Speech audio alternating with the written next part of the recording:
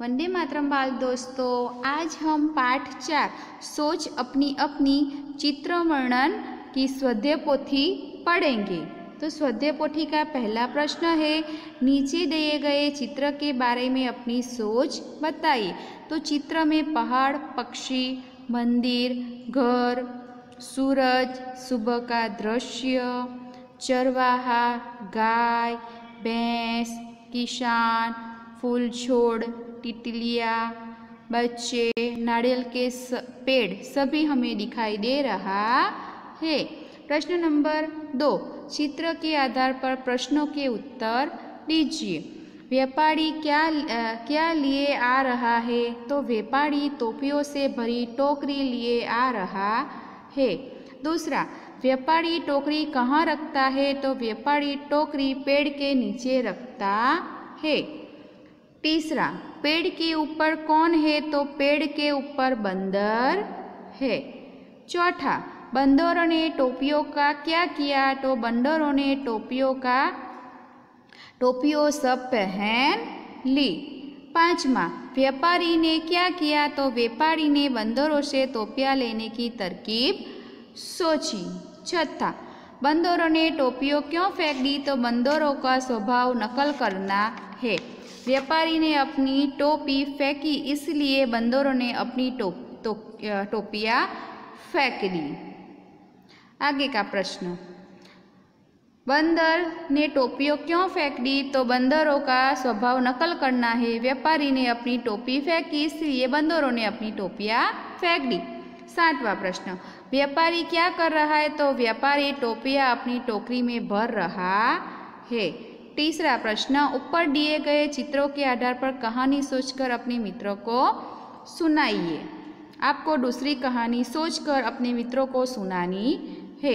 प्रश्न नंबर 4, प्रश्नों के उत्तर के लिए उचित विकल्प चुनकर विकल्प का क्रम चौरस में लिखिए। तो पहला, गांव के चित्र में कितनी तितलियां है? तो गांव के चित्र में 4 तितलियां है। दूसरा, गांव के चित्र में कितने पक्षी है? तो गांव के चित्र में 2 पक्षी है। तीसरा, गांव के चित्र में कौन सा वक्त बताया गया है? तो गांव के चित्र में सुबह का वक्त बताया गया है।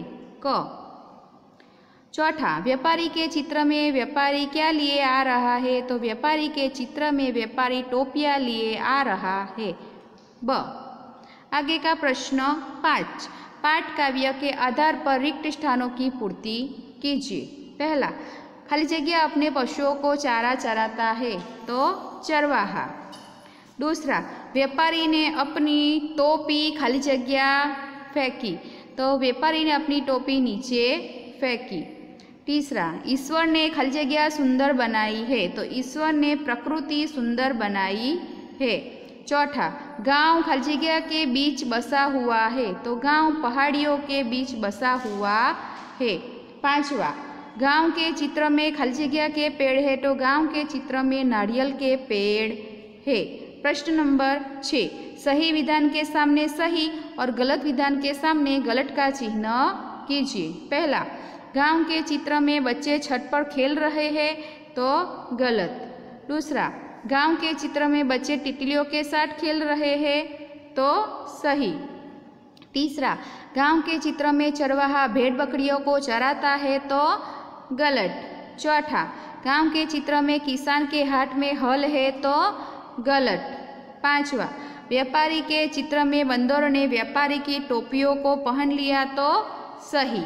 आगे का प्रश्न नंबर 7, निम्नलिखित शब्दों के विरोधार्थी शब्द लिखिए। तो पहला, सुबह तो शाम, बच्चे तो बूढ़े, ऊपर तो नीचे। प्रश्न नंबर 8, निम्नलिखित शब्दों के समानार्थी शब्द लिखिए। पहला, सुबह तो सवेरा, ईश्वर तो भगवान, पेड़ यानी वृक्ष।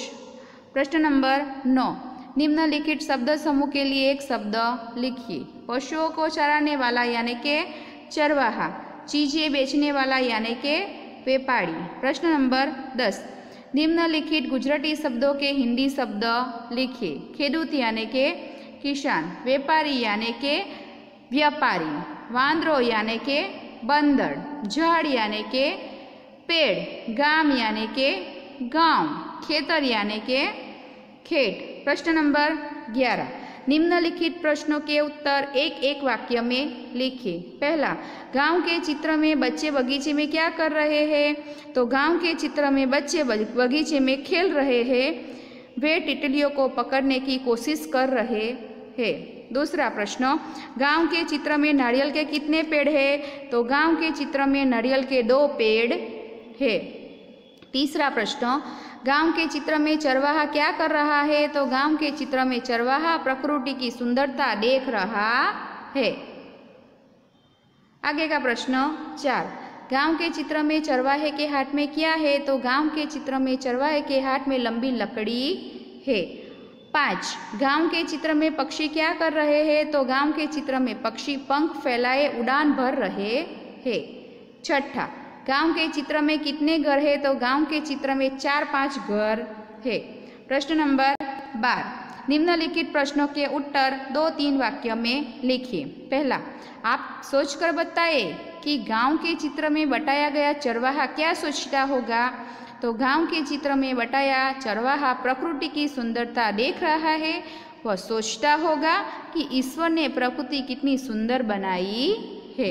प्रश्न नंबर 2, सूरज निकलने पर क्या होता है? तो सूरज निकलने पर सूरज की रोशनी से चारों ओर उजाला फैल जाता है, पक्षी आकाश में उड़ने लगते हैं, लोग नई ताजगी और उमंग के साथ अपने अपने काम कर रहे हैं। प्रश्न नंबर 3, बच्चे बगीचे में क्या कर रहे हैं? तो बच्चे बगीचे में खेलते हैं, बच्चों को फूल अच्छे लगते हैं, बच्चों को बगीचे की हरियाली अच्छी लगती है, बगीचे में उड़ने वाली तितलियों को बच्चे पकड़ने की कोशिश कर रहे हैं। आगे का प्रश्न 13, मातृभाषा में अनुवाद कीजिए। सूरज के आने से उजाला होता है, तो सूरजना आवाथी अजवाळुं थाय छे। दूसरा, किसान खेतों में काम करते हैं, तो खेडूतो खेतरों में काम करे छे। प्रश्न नंबर 14, दिए गए चित्र के आधार पर 5 वाक्य लिखिए। तो यह चित्र में बगीचे का दृश्य दिखाई दे रहा है, बगीचे में भाई बहन खेल रहे हैं, बहन फिसलने के मजा ले रही है, बहन को फिसलती देखकर भाई ताली बजा रहा है, चित्र में बच्चे बड़े प्रसन्न दिखते हैं। तो बाल दोस्तों, यहीं पर हमारी स्वाध्याय पोथी खत्म होती है। अस्तु।